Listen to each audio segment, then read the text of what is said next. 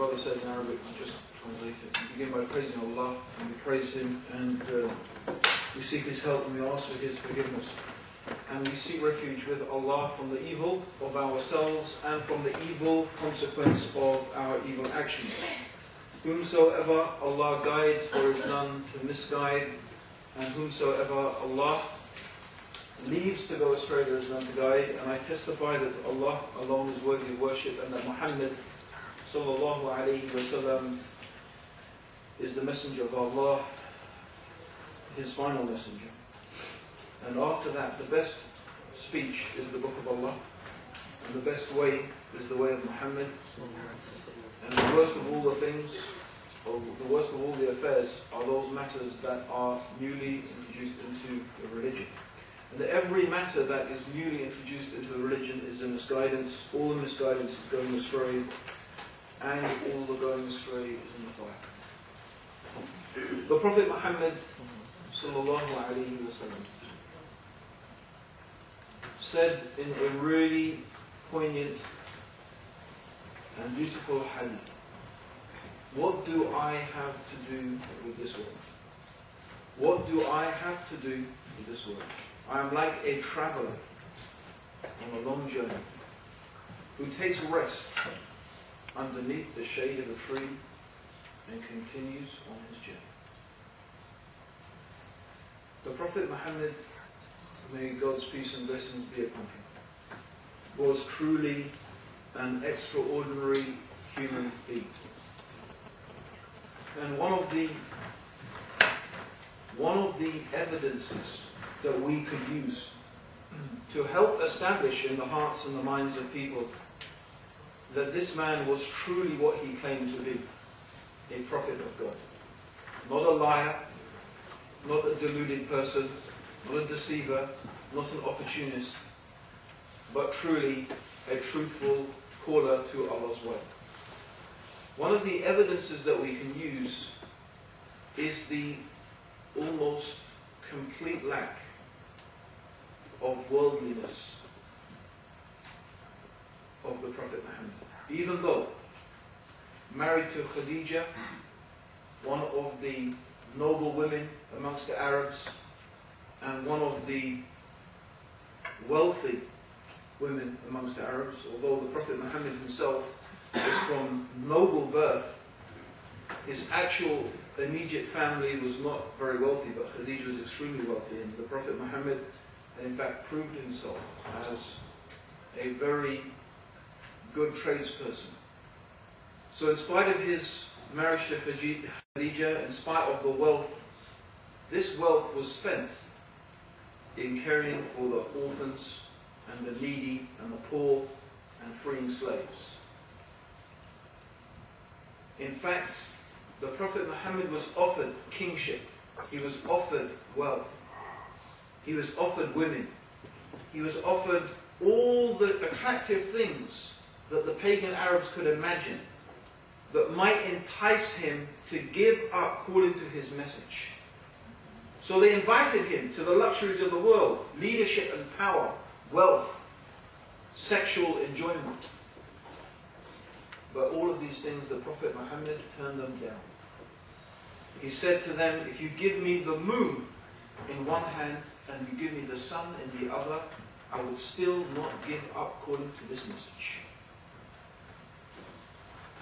There is an incident when Umar, who was the close friend and companion of the Prophet Muhammad and the second rightly guided caliph of the Muslims after the Prophet Muhammad's death. There was an incident when Umar came to the roof where the Prophet Muhammad used to sometimes rest and sleep. And when Umar arrived, the Prophet Muhammad sat up, and Umar could see the marks on the arm of the Prophet, that the reed mat had left an indentation in the Prophet's arm. He used to sleep on a reed mat. And Umar began to cry. He said, "O Messenger of Allah, you are God's Prophet, you are God's Messenger. The kings and the emperors of Persia and Rome. They recline on cushions and fine beds. But you are the messenger of God, and you are sleeping on a reed mat and a cushion that is filled with the fibers of a palm tree. And Umar said, and the Prophet Muhammad said to Umar, "O Umar, do you wish that God will forward to me the good things in this life and leave me nothing for the next?" This is the messenger of God. This is Muhammad, sleeping on a reed mat. When he died, he left nothing. Nothing except the clothes that were on his body and a few pots that were in his house that they used to cook from. He didn't leave dinar or dirham, not a penny. And this was a man who commanded a nation of people. By the time of his death, they had conquered the whole of Arabia. The governor of the Muslims was in Yemen. Yemen, from where the spice and incense trade went, the frankincense. This is a man who could have lived in any type of luxury he liked. Yet this is how he died. And his companions followed that example.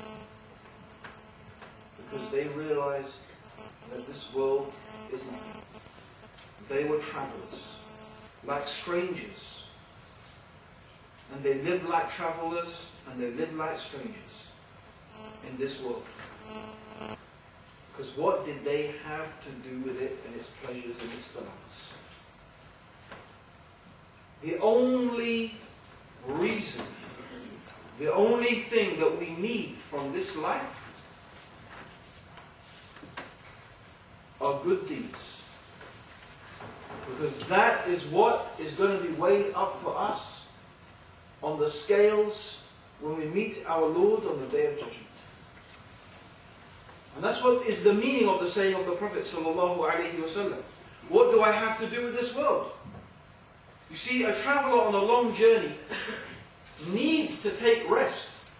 If you're on a long journey and you don't rest, then what will happen? You'll fall off your horse, you'll fall off your camel, you'll crash your car. You can't just keep on driving or riding indefinitely. In order to reach your destination, you have to take rest. In order to reach paradise, we have to spend some time in this world. But it's not to rest, but to get what we need. And what we need are good deeds. But many people are deluded. Many people are taken in. They are confused by this dunya. How many people have sold their souls for a miserable price? And it is a miserable price. Because what they have sold is their akhirah. What they have sold is paradise. What they have sold is the goodness in the life to come. And they sold it for what? A pittance. And the pittance they sold it for is this world. The Prophet Muhammad, once he came across the rotting carcass of a dead goat. He said to his companions, "Who will buy this for me? Who will buy this from me for 1 dirham?" They said, "O Messenger of Allah, we wouldn't buy it from you for less than that." And the Prophet said, "Verily the world in the sight of your Lord is more worthless than this rotting carcass is in your eyes." So people have sold the eternal delight of paradise for the rotting carcass of a dead goat. Not only that, we're fighting over it like dogs. Fighting over it, killing each other over it. How are those people going to stand? How are they going to stand? How is Bush and Blair, how are they going to stand in front of God on the Day of Judgment, having slaughtered so far over 100,000 human beings just in Iraq? I mean, I won't get carried away with this. How? For what? For oil, for dunya, for this pathetic world. And how long are we here? You see, no one's going to live forever, brothers and sisters. That's the reality. No one is going to live forever. You are going to die, and I'm going to die. And it could be soon, or it could be sooner, because that's all it is. It's soon or sooner. There's no later. Because your life, however long you live it, is going to be ended too soon. Sooner than you can imagine. You know, my son is, in a couple of years' time, my eldest son, he's going to be sitting, maybe, in a chair in some university like you guys are. A couple of years. I remember when my child was lying, a little baby, on my chest. My first child. And I remember that I couldn't sleep at night because I was thinking, is he breathing or not? You know, I was worried that he's going to stop breathing. And now he's a big lad with a moustache. Just like that, brothers and sisters. It's just like that. I've been talking to people like you for 19 years. It just seems like yesterday. It just seems like yesterday. It's the life. Believe me, the life is over. It's gone before you know it. If I live till 80, I am halfway through. I'm over halfway if I live to 80. Or the average for us is 60, the Muslims. It's our average lifespan. But some of us will last a bit longer. Some of us will die younger. But you know what? None of us have a guarantee you're going to live to that age. You don't know. We don't know that today, maybe this is it. Maybe tonight is your last night. Maybe today is your last day.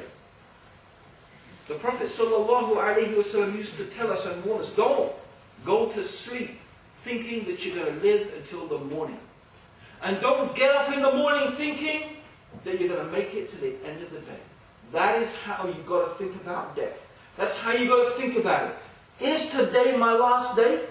Is tonight my last night? An old man comes asking for help. I don't have time, I have work to do. But you know what? I'm thinking, I need some ajr. I need some reward with Allah. What if today's my last day? What if this is the last good thing that I can do? Give him 5 minutes. Huh? There's an old lady. She needs help across the road. It's getting cold. You know, down the road you have an old person. Maybe they can't, afford the heating. Something. You can do something. Don't leave it, because you don't know. Maybe you don't have a chance. Maybe tonight is the last night. Maybe today is the day you get happy slapped to death. Because that's not faith. And what sort of sick thing is that? What sort of sick thing is that? Maybe it's you.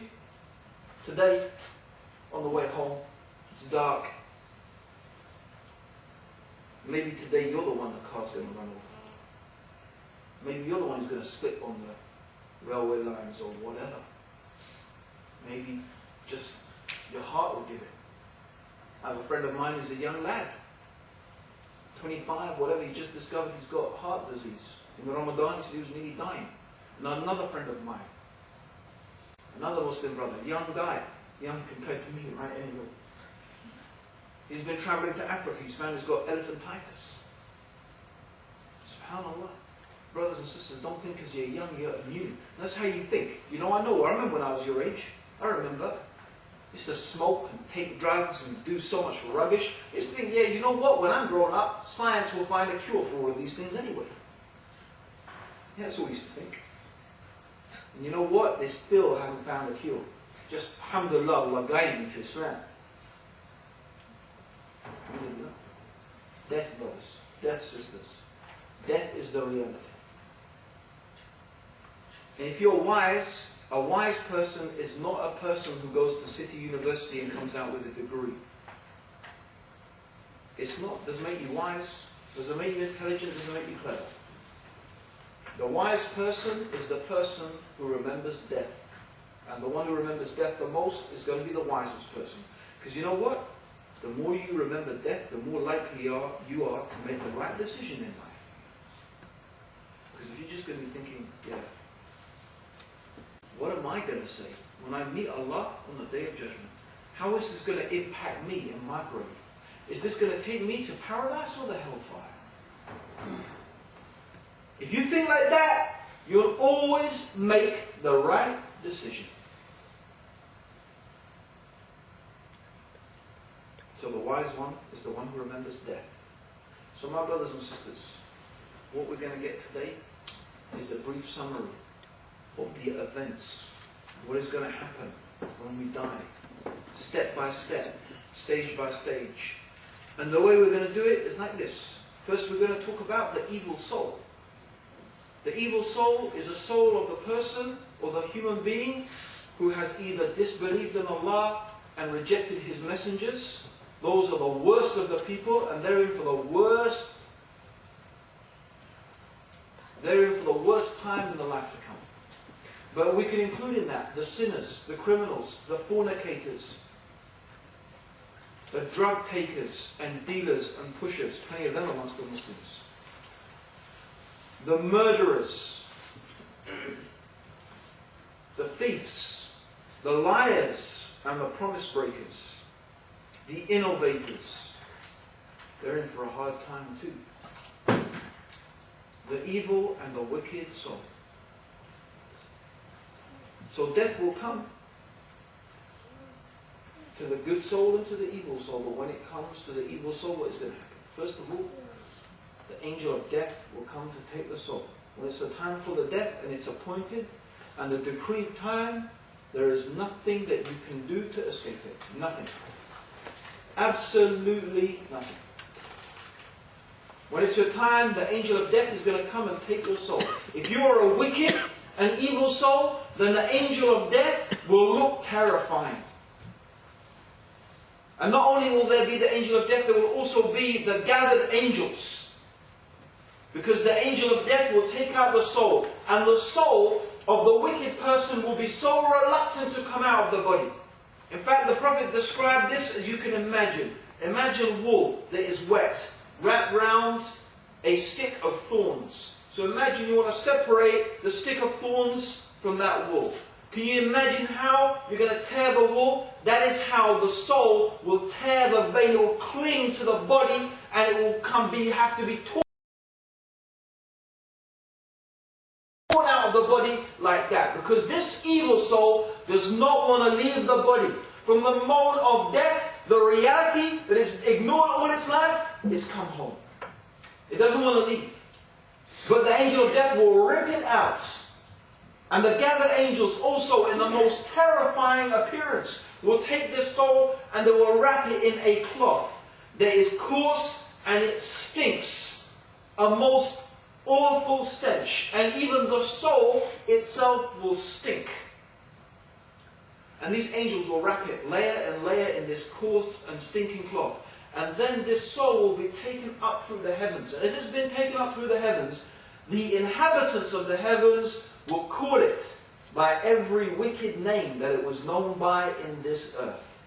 You lying soul, you cheating soul, you disbelieving soul, like that. And when it gets to the highest heaven, it will be sought permission to pass. It will not be given. In fact, it will be ordered to be thrown down to the torment in the grave. And this soul therefore will be thrown down back to its place in the grave. Then, two angels will appear. Their names are Munkar and Nakir. These angels will sit this soul up in the grave and they will begin to interrogate it. Interrogate. There is no escaping their interrogation. And they will ask three questions. The first question will be, who is your Lord? Who is your Lord?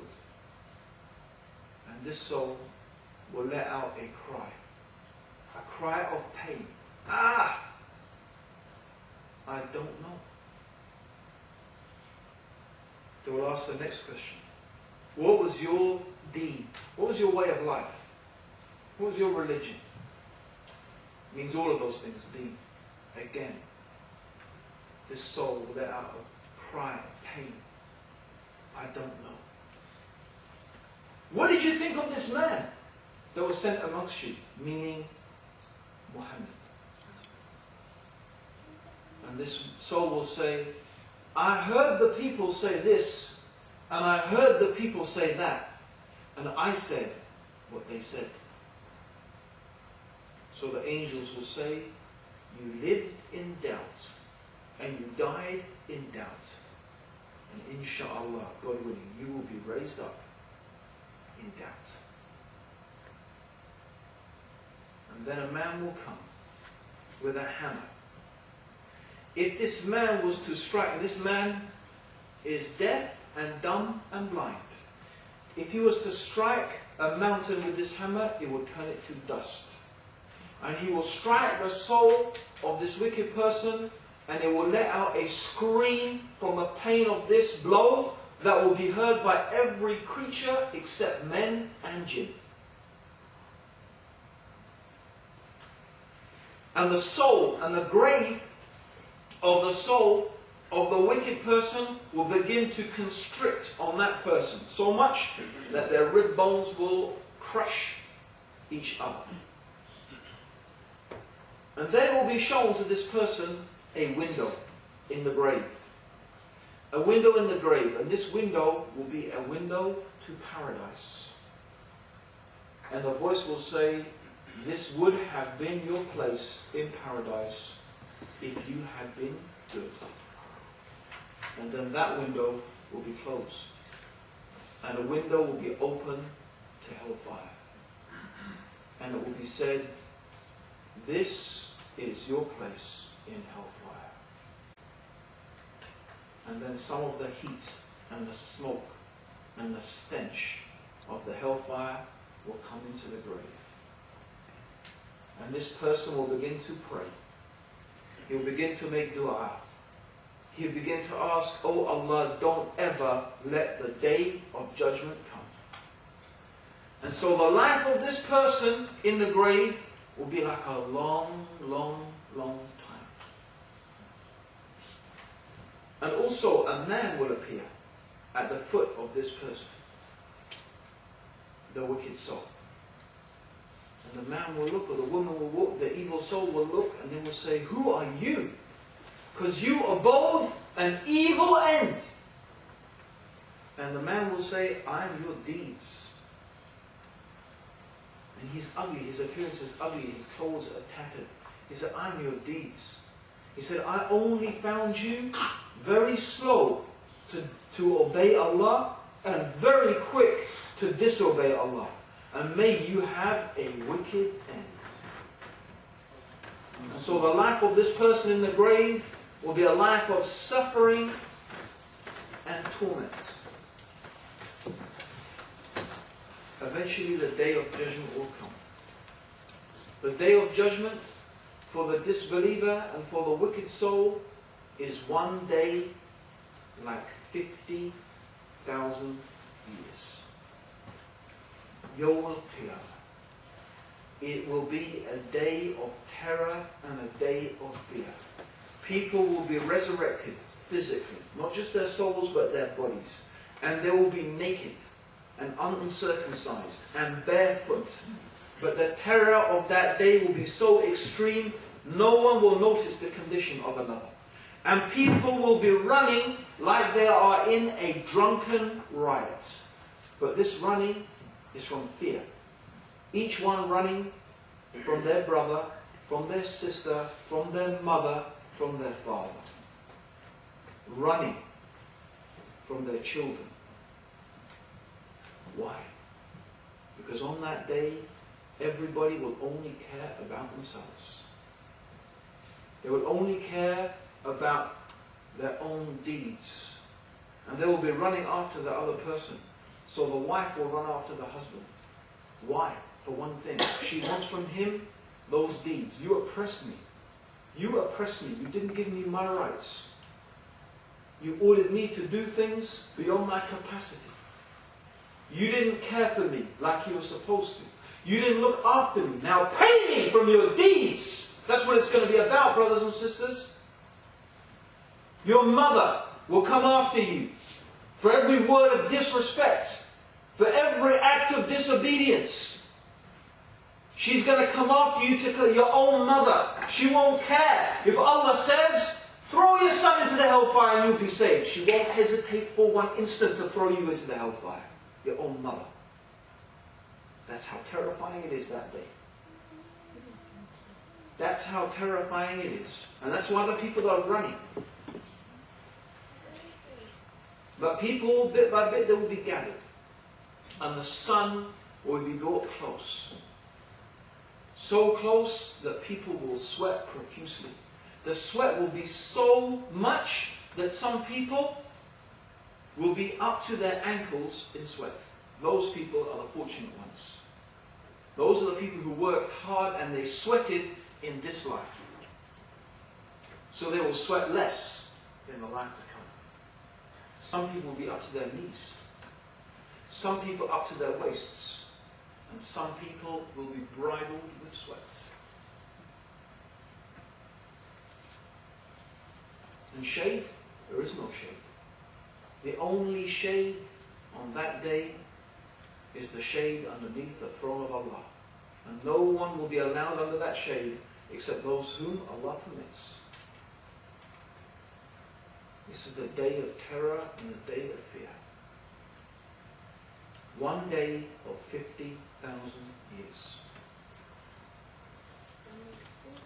As for those people who have disbelieved in God and made partners with God and used to consider that something in this world was equal with God and they used to worship that thing along with God, then God will not ask them even about their deeds. They will be chained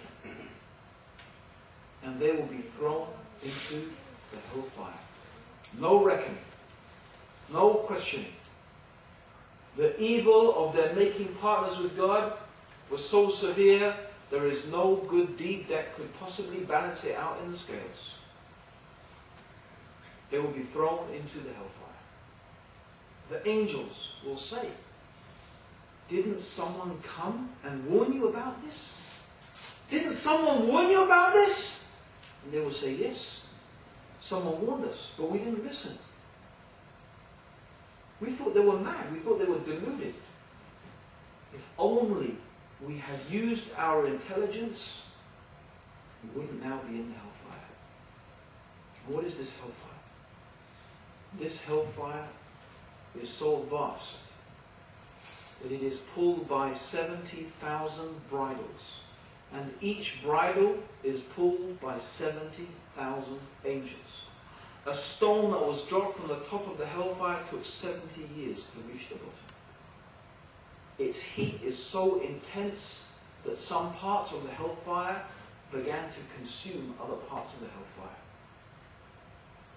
So Allah gave the hellfire permission to breathe, to stop itself consuming itself. It is a place of pain and suffering and torment, the fire of which is 70 times hotter than the fire of this earth. But the thing about it is that it's not a fire that will kill you. People will neither live nor they die. Their skins will burn, but Allah will recreate their skins. And their skins will burn again, and Allah will recreate their skins. That is so that the people can continue to experience the torment. Imagine 50,000 years. The sun bore close. Then you're thrown into the hellfire. How will your thirst be? How thirsty will you be?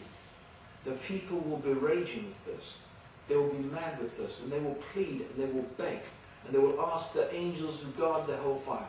And they will call out for some drink, for some relief. And they will get a drink. The drink is boiling water that is like molten brass that will scald their faces and burn out their insides. And because of the suffering of the hellfire, the people will experience hunger, intense hunger. But the only thing that they will have to eat is the tree of Zakum. The tree of Zakum is in the deepest part of the hellfire where the people will have to go to eat from it. Its fruits are like the heads of devils. It is so bitter that people cannot swallow it. But it is all they will have to eat, and they will be forced to eat it. But the bitterness of the fruit will only intensify their thirst. So they will drink from rivers of pus. The rivers of pus come from the wounds that are flowing out of the people. The people's wounds are flowing with pus and they make rivers. How long will this last? How long will this punishment last? It will last forever. It will never, ever, ever end. In fact, on the Day of Judgment, Allah will say to the people of hellfire, Allah will bring a ram. And Allah will say to the people of hellfire, do you recognize this? And they will stretch their necks. And they will say, yes, my Lord, it is death. And Allah will slaughter the ram. And there will be no more death. And because of that, the people of hellfire will fall into even deeper despair. It is not only a physical punishment, it's a punishment of despair. It's a punishment of mockery. Because in the hellfire is the devil, who will laugh at the people. Even though he himself is suffering, he will laugh at them and mock them. This only increases their torment. He will laugh and mock them that you listen to me. And I made false promises and you accepted them. And God made you true promises and you rejected them. And he will mock the people. There is no pleasure, no happiness, not a trace of it. Nothing except misery, anger, hatred.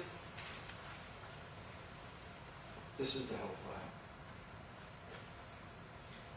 On the Day of Judgment, Allah will take the man who had enjoyed the most in this life, had the most pleasure and the most enjoyment in this life, and Allah will dip this man into the hellfire and take him out. Allah will ask him, did you enjoy the life? He will say, oh my Lord, I don't remember enjoying anything of the life.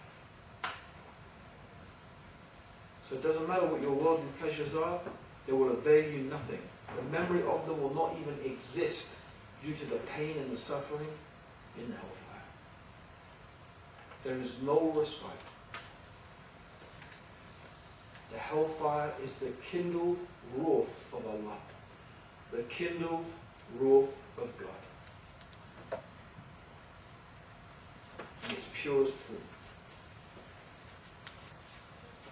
And Allah will leave the people there and He will forget them. He will forget them as they forgot Him. As the people forgot to remember Allah in this life, Allah will forget them and will not care about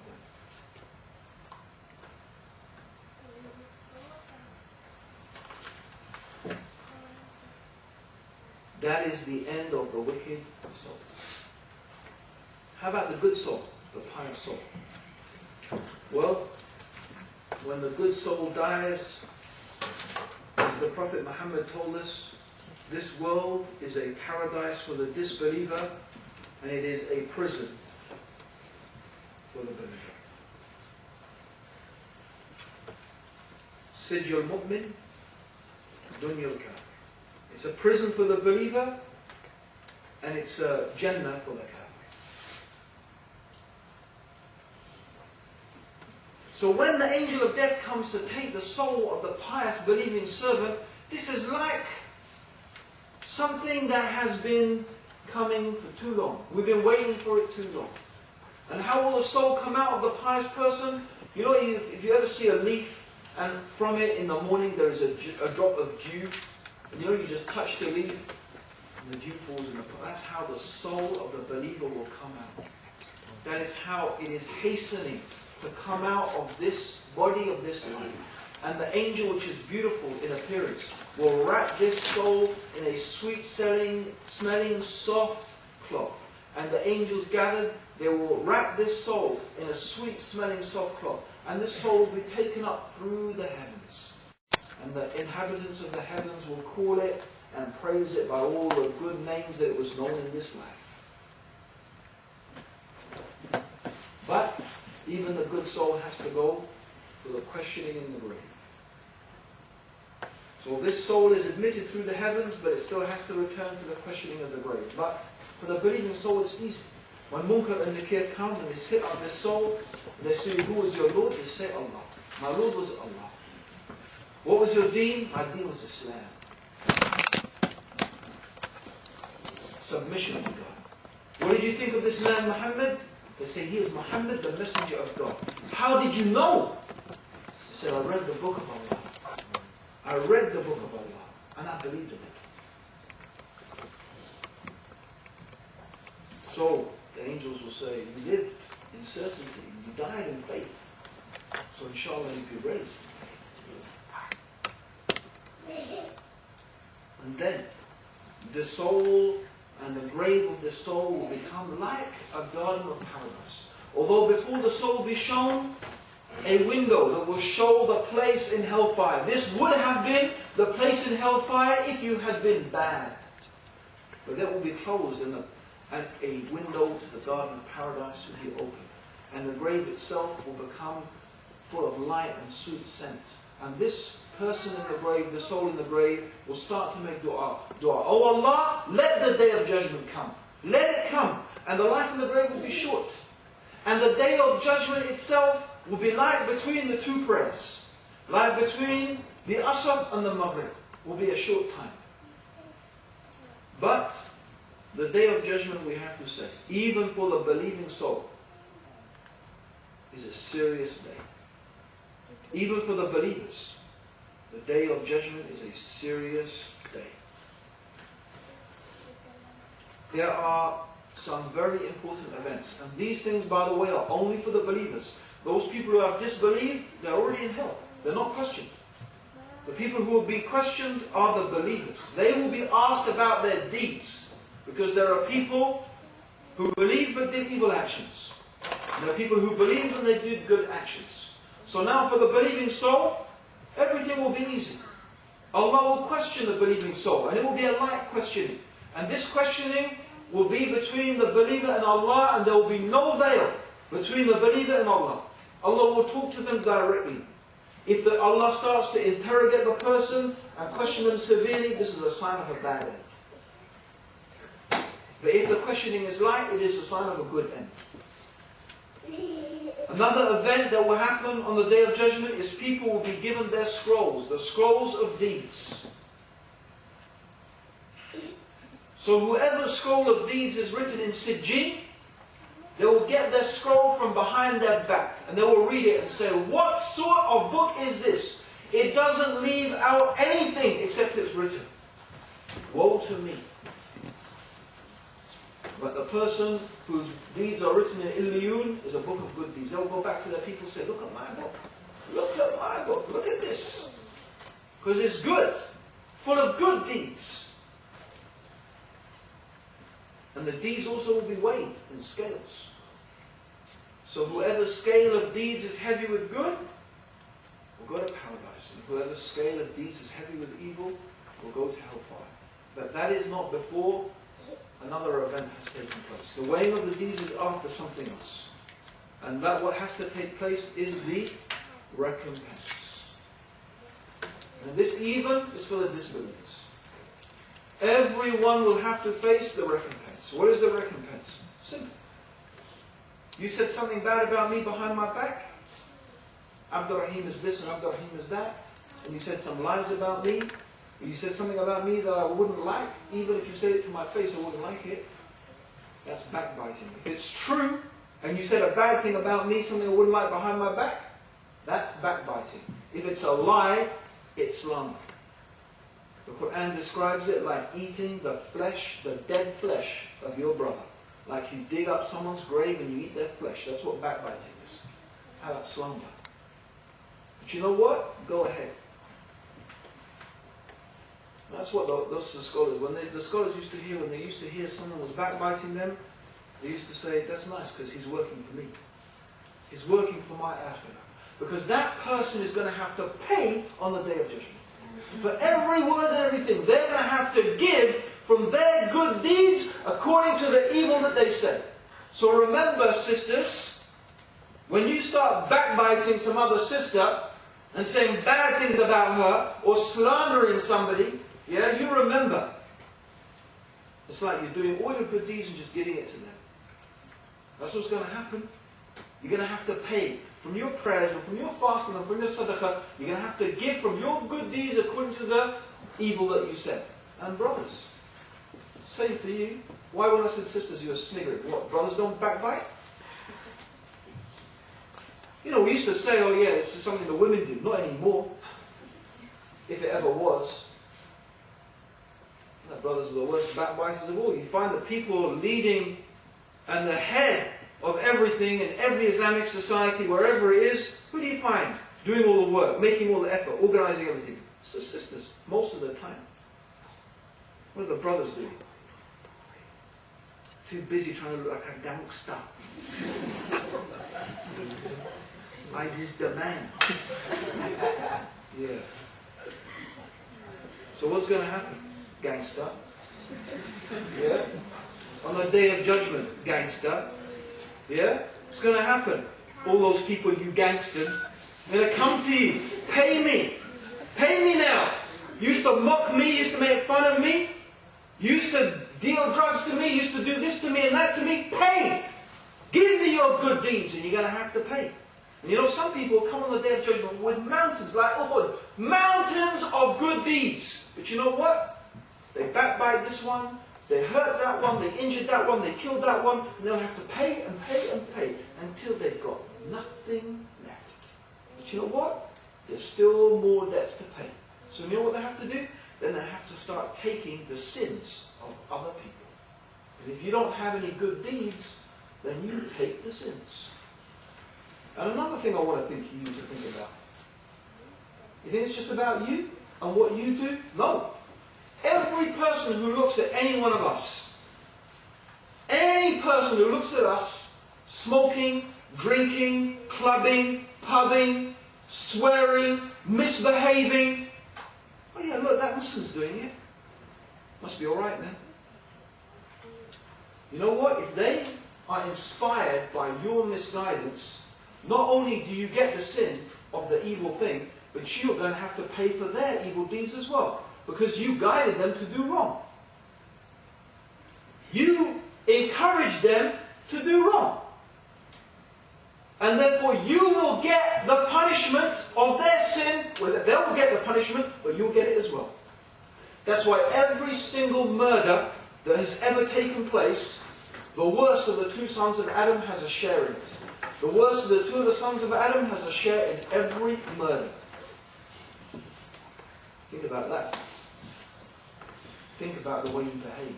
Think about what you say and what you do. Every time you lie and you cheat and you steal, and someone knows that's a Muslim doing that, you're going to pay. And every person who follows you, and every person who follows them because they followed you. And what if it goes on for 100 generations? You have to pay for all of that. How about if you inspire someone to do good? You inspire them. You guide them to be Muslim. You know what? Then you get the reward. Every time they pray, every time they fast, you get rewarded. When they have kids and their kids pray and their kids fast, you get rewarded for that too. What do you want to do with your life, brothers and sisters? You want to reap the rewards? We're going to pile up the bad deeds. You got a problem with your Muslim brother and sister? You better sort it out right now. Believe me, you better sort it out now. Because if you don't sort it out now, then there is a bridge that is thinner than a hair and sharper than a sword that is stretched over the hellfire. And there is not one of us except we're going to have to walk across it. That's if we die Muslim. That's if we die Muslim. We have to cross the sirat. Thinner than a hair and sharper than a sword. Some people will go like the blinking of an eye. Some like lightning. Some like fast horses. Some running, some walking, some crawling. And some will be pulled into the hellfire. But two people, two Muslims, they had a problem with each other. If you didn't sort your problem out in this life, this is a dunya problem, right? If you didn't sort it out in this life, you will have to wait on the bridge until you sort it out. You will not pass, you will not be able to go. You have to wait there until you have resolved your problems. My brothers and sisters, resolve your problems now. Get forgiveness from your Muslim brothers and sisters now. Because a day will come soon where there is no money to exchange. There is no seeking forgiveness from people. The only thing on that day you're going to exchange is your deeds. So make your amends now, my brothers and sisters.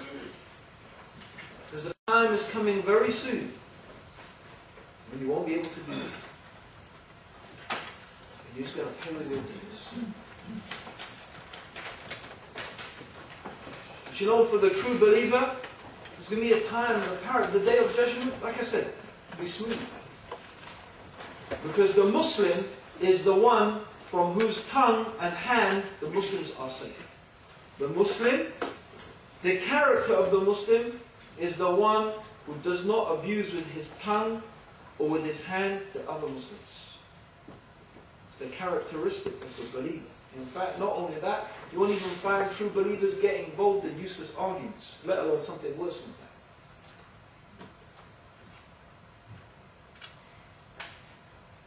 Keeps his promises, fulfills his trusts, speaks the truth, says his prayers. The first thing Allah will ask about on the day of judgment are the prayers. The first thing Allah will ask us about on the day of judgment are the prayers. I'll repeat it again. The first thing Allah will ask about on the day of judgment are the prayers. A person, Allah will ask the angels to look at a person's prayers. If they have not said all of their obligatory prayers, Allah is merciful. He will tell the angels, see if he has any supererogatory prayers to make up the deficiency in the obligatory prayers. And the deficiency here means, brothers and sisters, right? Not only you didn't say the prayers, not only that you didn't say them, right? What if you said them badly? What if you said them when you were thinking about, I don't know, your exam or that nice girl I saw the other day, right? That's not a prayer. You're making the motions, maybe you fulfill the obligations, but what is that? It's not a prayer, that's a deficient prayer. So what if you're deficient? Allah is merciful. Look, see if they've got supererogatory. That's why the importance of praying the sunnah prayers. Because it makes up for the deficiency. But check this out, brothers and sisters. Check this out, please remember this. If you have not reached sufficiency in your prayers, Allah will not look at any of the rest of your deeds. He won't look at your sadaqah. He won't look how good you were to your mum. He won't look at anything. If your prayers are not in order, Allah will not look at the rest of your deeds. And then the zakat, the same. And then the fasting Ramadan, the same. And then the Hajj, the same. Only when Allah has looked at those, then Allah will begin to look at the other deeds. And you know what? They have a special name these days for a Muslim who prays. A namazi. SubhanAllah. Amazing. Oh, that one's a namazi. Actually prays. SubhanAllah. What planet are these people on? Oh, I know what planet they're on. They're planning on dunya intoxified. That's what they are. They're intoxicated with the world. And believe me, you'd be better to be intoxicated with crack cocaine than be intoxicated with the dunya. Better. Because you know what? People on crack cocaine wake up with a headache. But when you're intoxicated with the dunya, you know what? You just lost. Brothers and sisters, the day of judgment is real. Even if we are believers in Allah, it's not enough. Allah tells us, إِلَّا الَّذِينَ آمَنُوا وَعَمِلُوا الصَّالِحَاتِ. How many times in the Quran does Allah mention belief with righteous action? Because the two things come together. If a person is a true believer in Allah, they will do the righteous actions. So my brothers, the people have passed across the bridge. And some of the Muslims, they will go into the hellfire. Don't think, like some people say, oh, you know, okay, so I'll go to the hellfire for a bit. Remember about that person who's dipped in the hellfire, couldn't remember anything good. You don't want to go to hellfire. even for a millisecond. But some people are going to go. So where are they going to go? Believers. And then the people will pass across the bridge, and they will gather outside the gates of paradise. And then Allah will give permission for the Prophet Muhammad sallallahu alayhi wasallam to intercede. And in fact, not only the Prophet Muhammad, all of the prophets, they will intercede for their people. And the righteous, and the truthful, and the scholars, and the martyrs, okay, those people who died and gave their life, they will have the right to intercede. And they will intercede for their people, from their relatives and their friends and the people they know. They will intercede for them. Oh Allah, they used to pray with us. They used to fast with us. They used to make pilgrimage with us. And Allah will give these people protection, and they will go into the hellfire, and He will give them permission to take out everybody who has a mustard seed's worth of faith. And then after that, the intercession will continue, and they will take out the people who have an atom's worth of faith. And when all of the intercession has finished, then Allah will say, the prophets have interceded, the truthful have interceded, the martyrs have interceded, and Allah will take out from the hellfire a handful of people who did no good deeds. And these are the people who have been saved from the intercession of Allah.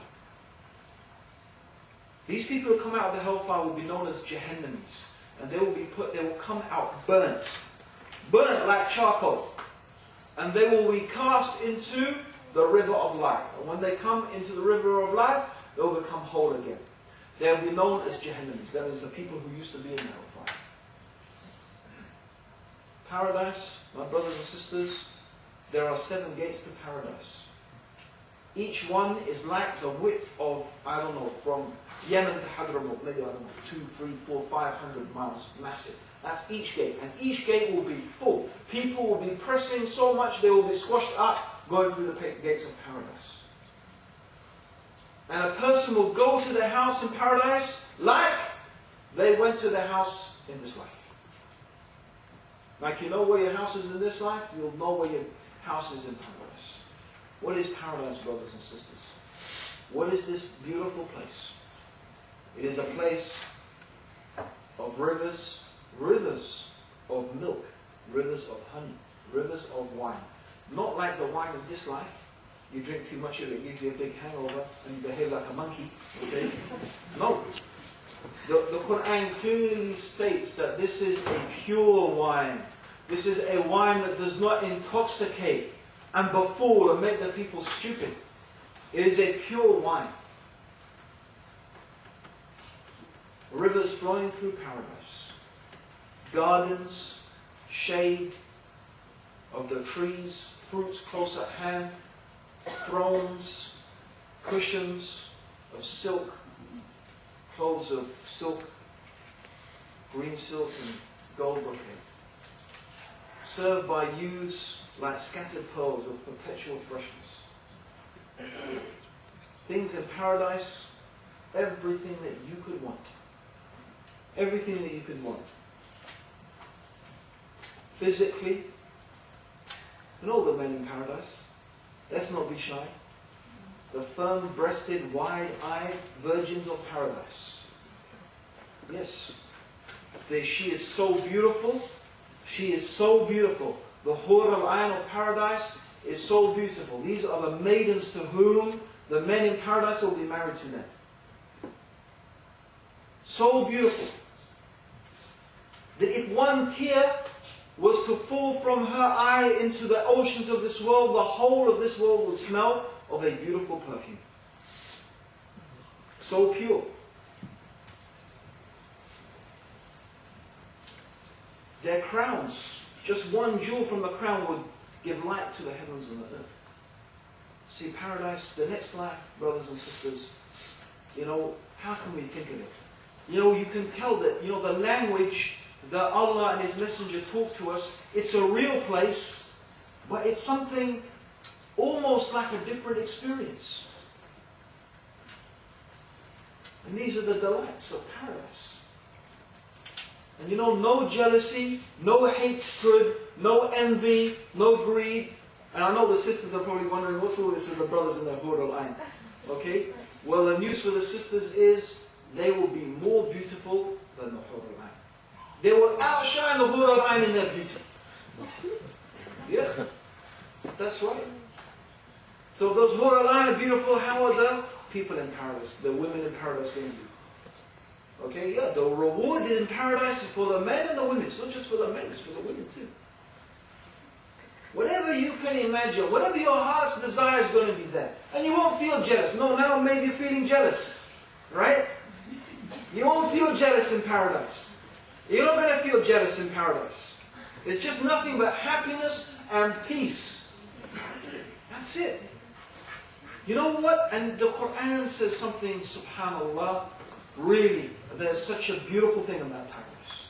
And Allah will say to the people that I am pleased with you and I will never again be displeased with you. You see, subhanAllah, all our misery in this life comes from doing things that are displeasing to Allah. That's the fact. That's what makes you miserable. A person is miserable because they're living in disobedience to Allah. But in paradise you can never disobey Allah again. Never. There's no forbidden fruit. No, you can never disobey. Allah will be pleased with us forever and never be displeased with us. But brothers and sisters, of all the beautiful delights in paradise, there is something that is more beautiful than all of those clothes and gold and fruit and pleasures and houses and mansions. We could just spend hours describing the things in paradise. But of all the things in paradise, the most beautiful and the most beloved thing to the people of paradise is they will be able to look upon the face of Allah. They will be able to look upon the face of God.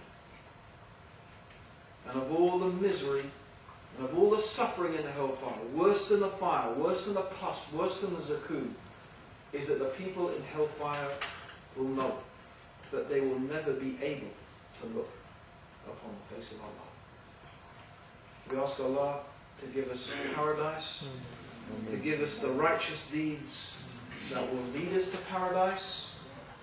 We ask Allah to cause us to love Him and to love those who love Him and to be loved by those who love Him. And to love the deeds that will cause Allah to love us. We ask Allah to save us from the hellfire and from the torment of the grave. Allahumma salli ala Muhammadin wa ala alihi wa sahbihi wa sallam. Jazakallah khair. Assalamu alaikum.